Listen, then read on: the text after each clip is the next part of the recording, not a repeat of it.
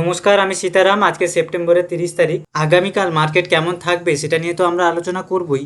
আগামীকাল অর্থাৎ হচ্ছে আমাদের 1 তারিখ, অক্টোবরের 1 তারিখ।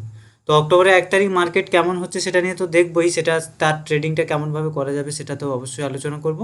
তো আজকে কেমনভাবে কাজ করেছি আমি যদি একটু বলে দিই।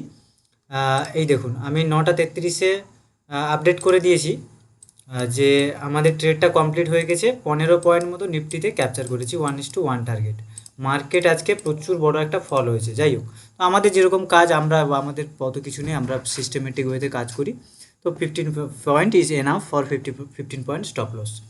ঠিক আছে, তো বাকি এরপরে আমি একটা ভিডিও দিয়ে দিয়েছি যে আজকে যে ট্রেডটা করেছি পুরো লাইভ ব্যাচের সাথে করেছি। তো সেটা চাইলে আপনি দেখে নিতে পারেন, পুরো ভিডিওটা দেওয়া আছে। এবারে আগামীকালের কথা বলি। আগামীকাল কেমন থাকবে, এটা হচ্ছে ব্যাঙ্ক নিফটি স্ট্রাকচার। যে ব্যাঙ্ক নিফটি একটা জোন আগে যে ছিল, এই যে কালো দাগটা, এটা কিন্তু আগের একটা অল টাইম হাই ব্রেক করে সেই জায়গাটাতে, সেটা ব্রেক করে চলে গেছিলো উপরে, ব্রেকআউট দিয়েছিল, আবার ব্রেকডাউন করেছে ওই জায়গাটা। তো এবারে চলে যাব স্ট্রং একটা রেড ক্যান্ডেল। এবারে চলে যাব নিফটি। নিফটি কিন্তু তার ট্রেন্ড কন্টিনিউ রাখছে। মানে এই দেখুন, আপ ট্রেন্ড কিন্তু এরকম সোজা যায় না, আপনি ভালোভাবেই জানেন।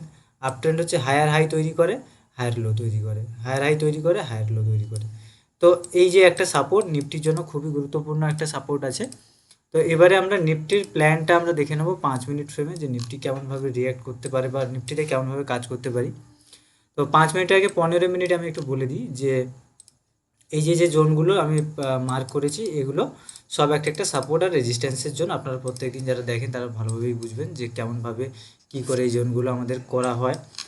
তো এবারে ট্রেডিং প্ল্যানটা হচ্ছে যে কালকের আমাদের মার্কেটে কোন কোন দিকে আমরা প্ল্যান করব। আজকের তো সমস্ত এই সব বায়াররা যারা ছিল তাদেরকে সবাইকে মার্কেট টার্গেট করেছে, তো হিউজ একটা ফল এবং কিছু প্যানিক সেলিংও হয়েছে, কারণ মার্কেট অল টাইম হাই থেকে যখনই নেগেটিভনেস দেখিয়েছে তো প্যানিক সেলিং অবশ্যই হয়েছে।